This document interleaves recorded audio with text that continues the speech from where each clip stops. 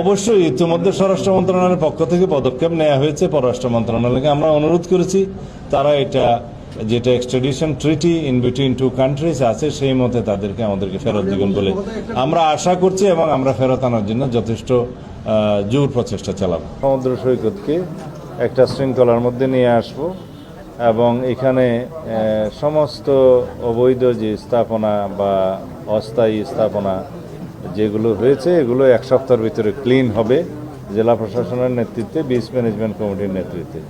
Beach management committee এখনও গঠিত হয় নাই, নতুনভাবে গঠিত হবে। আর এখানে স্থানীয় সংসদ সদস্য জনাব লুৎফর রহমান কাজল সার্বিক সহযোগিতা করবেন এবং জেলা প্রশাসন আর পুলিশ প্রশাসনকে আপনারা সাংবাদিক বন্ধুগণও সহযোগিতা করবেন বলে আশা করি। কারণ আমাদের অহংকার হচ্ছে আমাদের কক্সবাজার বিচ।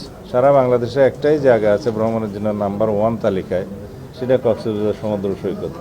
এটাকে আমাদের জাতীয় এবং আন্তর্জাতিক মানে আমাদের উন্নত করতে হবে। আর সেটা করতে গেলে যাতে আমাদেরকে এই বিচে একটি মানে কোনো রকমের ময়লা আবর্জনা না থাকে এবং কোনো অবৈধ স্থাপনা না থাকে এবং এমন কোনো বিষয় আমরা ওখানে না আনি যাতে পর্যটকদের জন্য কোনো অসুবিধার সৃষ্টি হয় এবং দৃষ্টিকটু লাগে।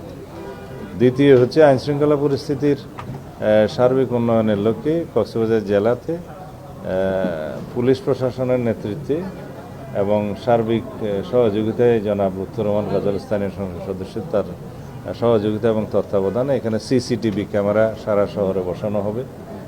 3 নম্বর হচ্ছে মাদক এবং জুয়া, অনলাইন জুয়া, এগুলো বন্ধের জন্য আমরা যা কিছু প্রয়োজন সর্বোচ্চ প্রচেষ্টা করব। সেই জন্য আমরা পরিকল্পনা গ্রহণ করার জন্য আইনশৃঙ্খলা বাহিনীকে যারা এখানে সংশ্লিষ্ট আছে সবাইকে অনুরোধ করেছি। মাদকদ্রব্য নিয়ন্ত্রণ অধিদপ্তরের কর্মকর্তাবৃন্দ, পুলিশ বাহিনী, র্যাব, বিজিবি সবাই এখানে সহযোগিতা করবেন।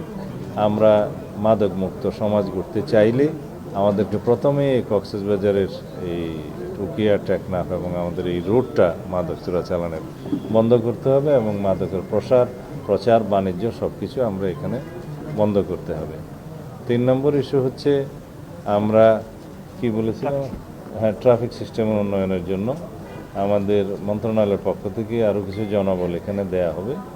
তখন এখানে ট্রাফিক সিস্টেমের আমরা উন্নয়ন করতে পারবো। আর টমটমের সংখ্যা আর বৃদ্ধি হবে না।